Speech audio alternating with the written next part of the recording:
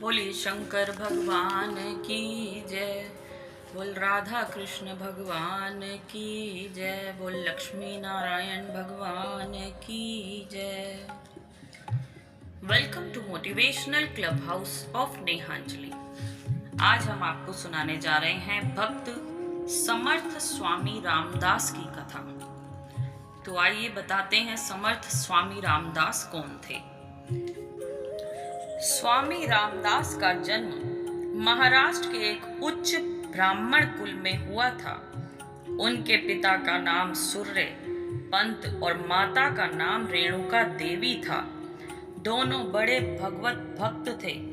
साधु महात्माओं की सेवा करना वे अपना कर्तव्य समझते थे। प्रत्येक दिन कोई न कोई अतिथि उनके यहाँ सत्कार पाता रहता था।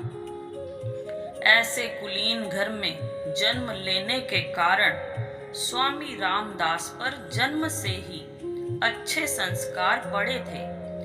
ये भी बचपन से ही माता पिता की भांति अपना समय भगवान के पूजा पाठ में अधिक बिताते थे। स्वामी रामदास का नाम बचपन में नारायण था। जब इन्होंने संन्यास ले लिया तब इनका नाम रामदास हुआ।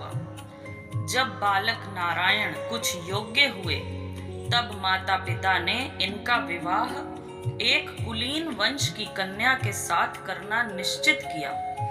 वह शुभ दिन आया।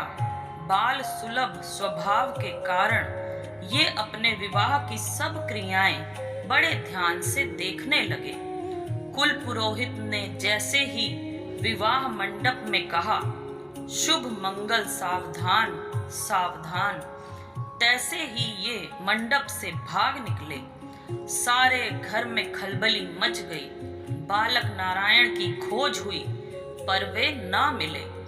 वे पंचवटी में गोदावरी और नंदिनी नदी के संगमर पर एक गुफा में राम भजन के लिए डट गए।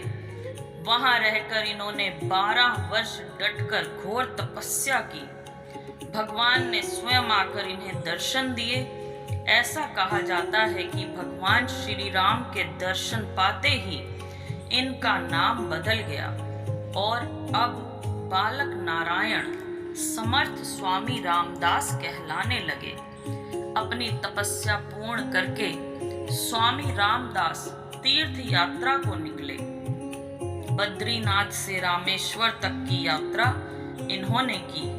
संपूर्ण देश की सामाजिक, राजनीतिक और धार्मिक दशा को देखा समझा। स्वामी रामदास के समय में देश की बहुत बुरी दशा थी।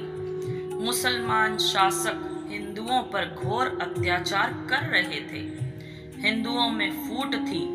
कई प्रकार की कुरीतियां समाज में जड़ जमाए बैठी थीं। अंधविश्वास का जोर था। स्वामी रामदास परोपकारी संत थे। उनसे यह सब देखा ना गया। वे देश की दशा सुधारने के लिए उपाय खोजने लगे। स्वामी रामदास ने महाराष्ट्र के माहुली नामक स्थान में अपनी कुटी बना ली। दूर दूर के साधु संत उनके पास आने लगे। ज्ञान चर्चा प्रतिदिन होने लगी। एक दिन सितारे के प्रतापी राजा शिवाजी इनके दर्शन के लिए आए। स्वामी रामदास के दर्शनों से उन पर बड़ा प्रभाव पड़ा। राजा शिवाजी समर्थ स्वामी रामदास के भक्त बन गए। स्वामी रामदास स्वतंत्र महात्मा थे। उन्हें किसी का डर नहीं था। एक दिन सितारे के राजद्वार पर जा पहुंचे और जोर से आवाज लगाई, जय जय श्री रघुवीर समर्थ। महाराज शिवाजी सूचना पाते ही सेवा में आ पहुंचे और हाथ जोड़कर बोले, आज्ञा गुरुदेव। बोल क्या देता है? स्वामी ने याचना की। महाराज शिवाजी चरणों में गिर पड़े। बोले, गुरुदेव क्या दूं? यह संपूर्ण राज्य ही आपका है, संभालिए। स्वामी रामदास हंसे। शिवा, साधु इस राज्य का क्या करेगा? पर हाँ, आज से ये राज्य श्री राम का हो गया है। तू अब श्री राम की ओर से राज्य कर, सारी प्रजा सुखी रहे, यही मैं तुझसे चाहता हूँ। राजा शिवाजी ने गुरु आज्ञा शिरोधार्य की। राज्य का राष्ट्र ध्वज साधु की कृपा से गैरिक हो गया। शिवाजी ने बड़ी योग्यता से राज्य संचालन किया।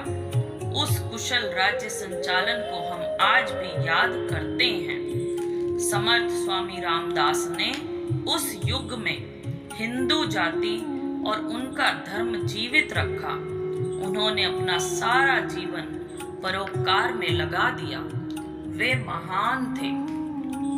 बोलिए श्री रामचंद्र भगवान की जय। तो ये थे स्वामी रामदास, समर्थ स्वामी रामदास की कथा। अगर आपको पसंद आई हो तो प्लीज़ इसे लाइक कीजिए, ज़्यादा से ज़्यादा शेयर कीजिए। और किस भक्त की कथा आप सुनना चाहते हैं प्लीज़ कमेंट करके बताइए। और अगर अभी तक भी चैनल सब्सक्राइब नहीं किया है तो प्लीज़ चैनल को सब्सक्राइब कीजिए।